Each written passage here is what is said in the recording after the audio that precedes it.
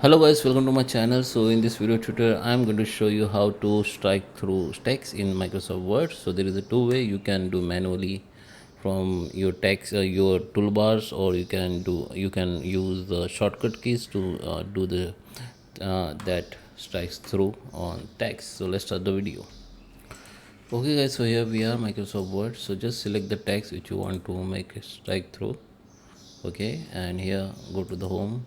Under the home, go to the fonts. Under the fonts you can see these options, which is strike through, and just click on it.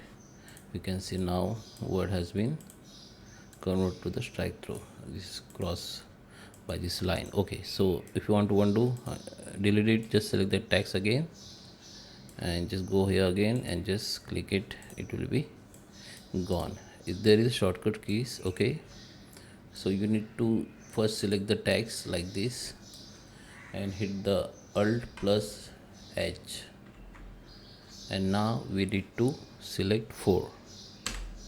Now you can see it's now the strike through rate has been happened. Strike through on the text has happened. So that is how you can do. I hope you like this video. Please subscribe me. Thank you for watching.